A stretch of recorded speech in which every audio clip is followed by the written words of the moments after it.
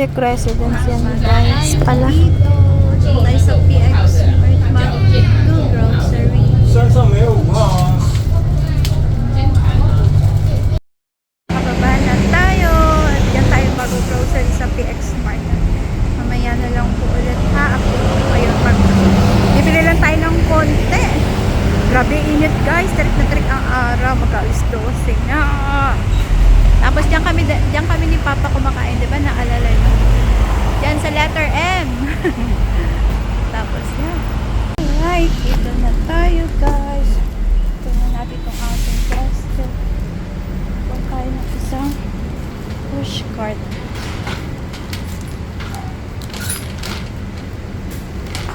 Yung aking pinamili. Yan, sinabit ko na lang dyan yung aking binili prutas kanina. May tubig pa tayo, diba? Ayan, dito na. Luti, wala masyadong tao, guys. Ay, hindi tayo bibili ng prutas. Kasi marami na tayong prutas. Dito tayo sa gulay.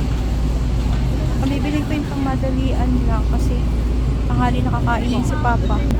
Itong kangkong.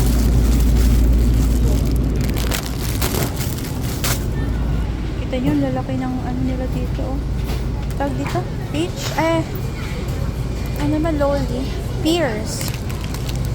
Mangga nila nag-iisa na lang. Ito yung kamatis. Magkano? Walang presyo. 68? Apat? Okay na.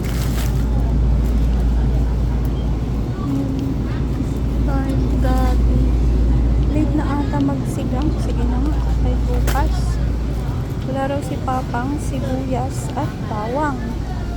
Let's get some bawang. My God, nag-increase na naman ang bawang. 95 na. Dati ano lang to, 60 plus. Kaloka. Sibuyas. Buti pa tumura, 45. Kaso, wala siyang maliit na klase. Mag-brief na lang ako na nilaga. Mabilis lang. Ito, may yellow tag. Pumura yan siya guys. Pag naka-yellow. Ito 111. Ito 93 lang. Ito na lang. Medyo malaki. Okay tayo ng fish. Ay, ito. Favorite ni Papa. Salmon. Ang daming laman. Kunin na natin ito. Naka-yellow tag. Dating 148. 118 na lang. Ng kalabasa. Gusto ko maganda rin tayo ng okra. Ang mahal. 55 yung okra. Ng hipon. Kailangan natin ng hipon. 99 pero maliliit naman.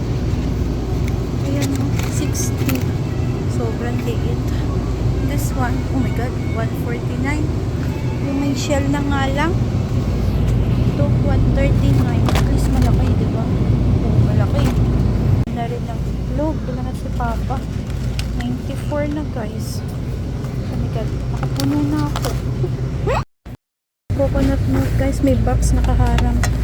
Try natin tong Thailand brand. Sana masarap coconut. So ayan na guys. Magbabag na muna tayo. Hindi na ako nakapag-film kanina doon. At maraming pila. Ayan. Teka lang po. So ayan na guys. Dami pa kasi. Kaloka si auntie kinuha yung pushcart ko. Hiramin muna natin itong kanilang pushcart. Di ko kaya. Iwanan ko lang siya dito sa corner. Okay. So yan, iwanan natin siya dyan. At ibalik natin yung pushcart ng mabilisan. Darating na yung taxi habang nakastop pa sila. So, go na. Yung taxi. Ito sa corner maghintay guys kasi may gasoline station dyan. So minsan nagpapagas yung mga taxi pero this time mukhang sinuswerte tayo, wala kahit isa. Yay, meron doon. Kaso go naman sa kabila.